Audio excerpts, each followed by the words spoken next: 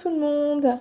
J'ai décidé de vous faire cette petite vidéo parce que il y a de plus en plus de personnes qui me suivent et j'aimerais en fait faire un petit point sur pourquoi et comment j'en suis arrivée à la naturopathie, à quitter mon poste de cadre fonctionnaire dans la fonction publique d'État pour m'installer. Déjà pour entrer en formation donc de naturopathe et ensuite pour m'installer donc dans mon propre cabinet en tant que naturo-coach bien-être. Alors, ça a été en fait quelque chose qui s'est fait, je dirais, petit à petit, depuis mes 25 ans. Vraiment, c'est une succession d'événements, d'expériences de vie qui ont fait, pardon, que j'en suis arrivée là aujourd'hui. Donc à l'âge de 25 ans, 7 mois après la naissance de mon petit loulou, on m'a découvert une tumeur au niveau abdominal, une très grosse tumeur de l'ordre de la grosseur d'un melon.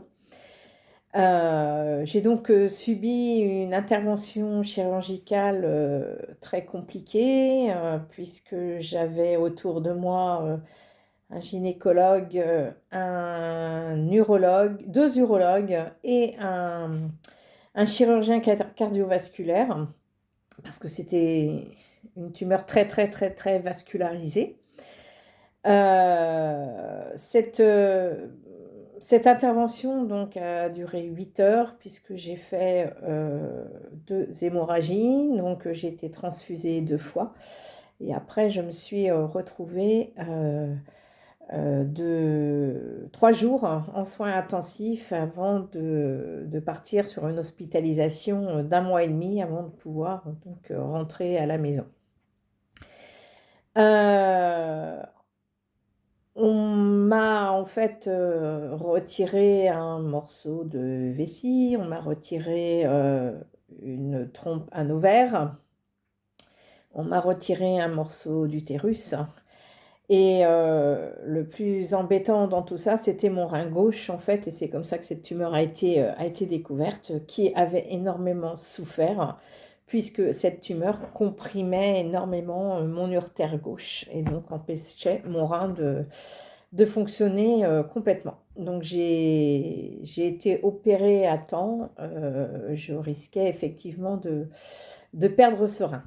Bon, cette tumeur était bénigne, mais elle a fait quand même pas mal de, pas mal de dégâts à l'intérieur de moi. Et à la suite de ça, de cette intervention, je suis restée incontinente et je le resterai donc pendant 1 an jusqu'à ce que je me fasse réopérer donc 1 an après. Pendant les 2 années qui ont suivi cette intervention, je faisais des pyélonéphrite sur pyélonéphrite. Plusieurs fois, j'ai été hospitalisée en urgence, mise sous antibiotiques par perfusion. Une fois, je suis arrivée aux urgences dans un état semi-comateux parce que j'étais vraiment très très mal. Mon rein me faisait souffrir, etc. J'ai donc eu plusieurs réimplantations d'urtère. Mais on m'a aussi posé une sonde vésicale pour essayer de faire passer en fait mes urines par un autre moyen en fait que mon urtère. Et pour à la dernière intervention comment dire, me mettre en fait un morceau d'intestin à la place de mon urtère gauche. Donc voilà, des infections à répétition, des passages sous antibiotiques à répétition également. Et là, je me suis dit: «Mais c'est pas possible» et alors j'ai été prise en charge par une équipe vraiment dans une clinique qui n'existe plus aujourd'hui sur Nantes, une équipe extraordinaire, vraiment. J'ai toujours été chouchoutée par eux depuis ma première intervention jusqu'à la dernière. J'ai eu 8 interventions quand même avant d'arriver, alors pas au bout de cette histoire, puisque c'est moi qui suis arrivée au bout de cette histoire. Et, en fait, le chirurgien, donc l'urologue qui me suivait, était quand même très très embêté parce qu'il n'avait pas la solution, il ne savait pas quoi faire avec moi pour que ces infections gravissimes, en fait, hein, puisqu'elles atteignaient mon rein à chaque fois, puissent cesser et surtout me fiche la paix et faire en sorte que je puisse avoir une vie normale, à peu près normale. Donc, alors par contre, j'ai été réopérée pour cette histoire d'incontinence, hein, 1 an après, et voilà, et ma vie a changé quand même de ce côté-là, parce qu'un an d'incontinence, c'est très difficile à supporter psychologiquement, physiquement, et, euh, et ça engendre en fait des privations, parce que bah, je ne pouvais plus, ne serait-ce qu'aller à la piscine, ne serait-ce que faire des longs trajets en voiture, enfin, etc. Et à l'époque, en 92, il n'y avait pas trop de moyens en fait de se préserver de ça, mis à part le fait de porter les mêmes pampers que mon bébé qui avait 7 mois. Donc bon, un peu humiliant tout ça. Et donc je me suis intéressée à autre chose. J'ai dit mais c'est pas possible, j'ai 25 balais, enfin 27 ans, donc 2 ans après. Je ne vais pas rester à faire des pyélonéphrite sur pyélonéphrite. Je ne peux pas, je ne vais pas continuer toute ma vie comme ça. Mon rein, il a déjà assez encaissé comme ça. Il est fatigué. Il faut vraiment que j'arrive à sauver ce rein, quoi, parce que j'ai pas envie qu'un jour on me dise bah, il faut le retirer parce qu'il ne fonctionne plus, parce qu'il est en piteux état, etc.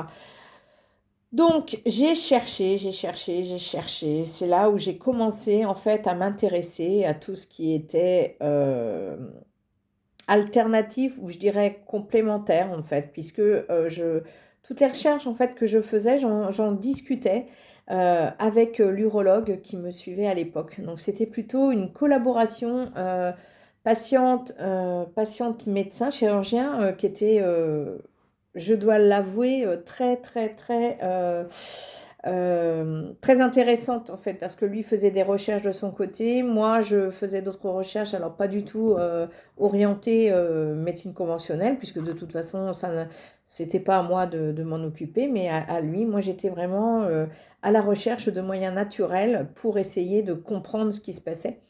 Et aussi comprendre ce qui se passait en moi, parce que pourquoi je déclenchais donc ces pyélonéphrite tous les 15 jours, 3 semaines. C'était juste pas possible, j'étais épuisée, enfin voilà. Donc j'ai eu la chance de rencontrer énormément de belles personnes qui m'ont aidée, donc en gestion du stress. Et j'ai rencontré une naturopathe qui vraiment m'a beaucoup aidée. Ensemble, on a fait vraiment un super travail que j'ai relayé d'ailleurs à mon urologue, hein. Et d'un coup, en fait, ces pyélonéphrite se sont arrêtés. Et là, je me suis dit, bah ouais, il y a des choses à faire. Je pense que quand il nous arrive des gros pépins de santé comme ça, on peut toujours trouver en fait quelque chose. Alors, ça fonctionne pas, mais en fait, je pense que c'est important pour soi, et moi je l'ai fait aussi pour mes 2 enfants, hein, d'essayer de trouver des solutions. Je me suis toujours battue dans ma vie, et puis je me suis dit, mais je peux pas rester comme ça, à être hospitalisée régulièrement. Mes 2 enfants, j'en fais quoi? Enfin voilà quoi. Donc c'était assez compliqué et assez soucieux aussi, hein. Ça engendre évidemment du stress, de l'inquiétude, etc. Qu'est-ce que j'ai? Pourquoi? Machin. J'avais déjà en plus cette question sur cette tumeur qu'on m'avait enlevée, parce que quand on m'a dit ce que c'était comme genre de tumeur, là j'ai dit ok, qu'est-ce qui s'est passé dans mon corps? J'ai besoin de savoir. Sauf que bah, je saurais en fait que en fin 2007 ou début 2008, je ne sais plus, lorsque j'ai travaillé comme aide-soignante en réa, par hasard, j'ai rencontré un professeur qui m'a, en fait, expliqué ce qui m'était arrivé. Et donc, puisque enfin, ce jour-là, en fait, j'ai dû faire une radio parce que je suis tombée sur le coccyx, et donc il m'a demandé ce que c'était que tous ces clips métalliques que j'avais dans le ventre, et je lui ai expliqué que c'était des clips suite à une intervention chirurgicale, blablabla. Et là, direct, il m'a dit: «Ah, mais oui, mais je sais ce que c'est, machin». Une réponse que j'attendais depuis 20 ans, quoi. Donc, quand elle est arrivée, voilà. Et comme quoi, en fait, je n'ai pas fait non plus cette formation d'aide-soignante pour rien. Après, j'ai eu la chance, donc, en tant qu'aide-soignante, de travailler auprès de femmes dans différents services, en maternité, aux urgences gynécologiques, en service de gynécologie obstétrique, en salle de naissance. Ça a été quelque chose de magique, même s'il n'y a pas que des moments heureux en salle de naissance, hein, mais vraiment, j'ai rencontré de très belles personnes. Et j'ai aussi eu l'occasion de travailler donc dans d'autres services qui m'ont fait grandir, qui m'ont fait évoluer. Et puis, en 2000, fin 2008, début 2009, je ne sais plus, j'ai eu des soucis en fait de dos. Et là, le métier d'aide-soignante était devenu un petit peu compliqué à ce moment-là. Il fallait que je règle donc mes problèmes de dos, mais je ne pouvais pas rester sans travailler, et donc j'ai décidé de rentrer comme contractuelle dans la fonction publique. Euh, Après, j'ai passé les concours, donc j'ai été reçue à un concours de B en fonction publique d'État. Et j'ai fini donc par passer un concours d'attaché d'administration, donc concours de cadre que j'ai eu. Et en fait, grâce à ces concours, j'ai eu des postes de comment dire, de chargé de com. J'ai eu un poste de chargé de com, et après un poste de chargé de projet. Donc, quand j'ai fait mon burn-out, fin 2020, en novembre 2020, là, ça a été assez compliqué, hein, parce que je suis arrivée un jour au boulot, un matin où j'ai ouvert mes mails, et en fait, je ne savais pas. Je ne savais pas ce que je faisais là. Je ne savais pas ce que j'avais à faire. Je ne comprenais plus le sens des mails. Enfin, ça a été très, très dur, parce que là, on se dit: waouh, mais qu'est-ce qui se passe en fait? Et c'est là qu'ont commencé les arrêts de travail à répétition, et jusqu'à ce que je me dise: mais en fait, l'évidence, Valérie, tu la connais. C'était vraiment me reconvertir, aller vers la naturopathie, celle qui m'avait entre guillemets sauvée, je dirais, ou en tout cas permis de vivre confortablement. Et moi, j'avais envie, donc à mon tour, effectivement, d'apporter donc mon expérience de vie et aussi mon expérience professionnelle à des personnes donc qui en ont besoin, qui se sentent un peu perdues, euh, ou qui ont des troubles fonctionnels qu'ils n'arrivent pas du tout à résoudre, que la médecine conventionnelle n'arrive pas non plus à résoudre.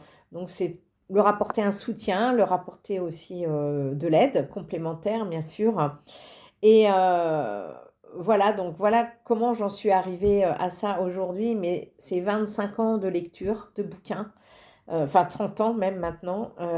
C'est 30 ans de lecture, c'est 3 ans de formation, c'est 30 ans de recherche dans des bibliothèques, dans des facultés, des bibliothèques nationales et tout ça. Vraiment passionnée par ça. Et puis, en fait, un bouquin en appelle un autre, etc., etc. Et puis, il y a toujours à apprendre. Et je me suis dit: ok, j'apprends pour moi, j'apprends pour mes enfants, j'apprends pour mon mari maintenant. Mais ça serait quand même intéressant de pouvoir partager aussi ce que je connais, mes connaissances, mes compétences, et de les mettre à disposition donc de personnes qui en ont besoin, qui viennent chercher ça chez moi. Et pour la petite information, le chirurgien qui m'avait opéré donc, en 92, je lui ai envoyé une lettre il y a 3 4 ans, je ne sais plus, pour le remercier en fait de cette chirurgie à la papa, parce qu'il appelait ça comme ça, qu'il avait faite donc, sur mon corps, parce que je venais de repasser une scintigraphie rénale, et en fait, mon rein gauche, donc qui avait tant souffert, fonctionne à 85%. Le rein droit prend la relève de l'autre, donc lui fonctionne à 110%. Donc je ne pouvais que le remercier et lui dire où j'en étais aujourd'hui et il m'a répondu de sa main, tremblante, vu l'écriture et c'était chouette, vraiment merci. Et ce que je voulais dire, c'est qu'en fait, il peut y avoir des complémentarités comme ça qui peuvent se créer et je pense qu'il suffit juste, en fait, de rencontrer les bonnes personnes au bon moment. Ce chirurgien m'a laissé en fait la porte ouverte à mes recherches. De toute façon, même s'il ne me l'avait pas laissé, j'aurais fait ce qui me semblait bon de faire pour moi. J'avais envie de me sortir de cet enfer quelque part. Et, euh, et donc, voilà. Donc, voilà comment j'en suis arrivée à la naturopathie. C'est un cheminement, en fait, hein, qui s'est fait petit à petit. Un cheminement d'expérience, de vie, de ressenti d'expérience vécue aussi. Parce je pourrais très bien avoir la même expérience de vie que quelqu'un d'autre, mais pas forcément avoir le même ressenti. Et ça, c'est important. C'est un gros travail aussi, un travail personnel, hein, sur mes émotions, sur mon stress, mon anxiété. Aujourd'hui, je vais beaucoup, beaucoup mieux pour ça parce que j'ai fait ce dont j'avais besoin en fait de faire. Et c'est aussi tout ça qui m'a permis d'en arriver là où je suis aujourd'hui et où je m'épanouis, où je reçois des clients et des clientes vraiment extraordinaires avec des expériences de vie complètement différentes. Mais c'est quelque chose qui m'anime. C'est euh, c'est un métier dans lequel je me sens bien, que je fais avec beaucoup de déontologie, d'intégrité et beaucoup aussi d'amour et de bienveillance envers celles et ceux qui viennent me consulter. Donc je suis là en fait pour apporter une aide, un soutien, une complémentarité, mais en tout cas, pas, pas du tout me substituer à un médecin ou un traitement médical ou quoi que ce soit. C'est pas du tout mon rôle de faire ça. Et c'est pas à moi en fait de le faire. Il y a des médecins pour ça. Les médecins ils le font très bien. Je veux dire, c'est voilà, c'est leur travail. La médecine conventionnelle, on en a besoin. Je pense que nous, en naturopathie ou en coaching bien-être, c'est intéressant en fait de venir en amont, c'est-à-dire en prévention, mais aussi pour accompagner d'éventuels effets secondaires de traitement, en accord bien sûr avec le médecin, mais aussi pour accompagner des troubles fonctionnels qui ne répondent pas à la médecine conventionnelle, donc pour essayer de soulager en fait certaines douleurs, certaines souffrances aussi, que ce soit psychologique ou physique. Voilà ce que je voulais vous dire aujourd'hui. Je vous remercie beaucoup de votre attention. Et puis, n'hésitez pas, vous pouvez sur mon site via Calendly prendre une réservation pour un appel gratuit de 20 minutes où nous pourrons échanger ensemble sur ce qui vous amène à vouloir éventuellement me consulter. Bonne journée, au revoir.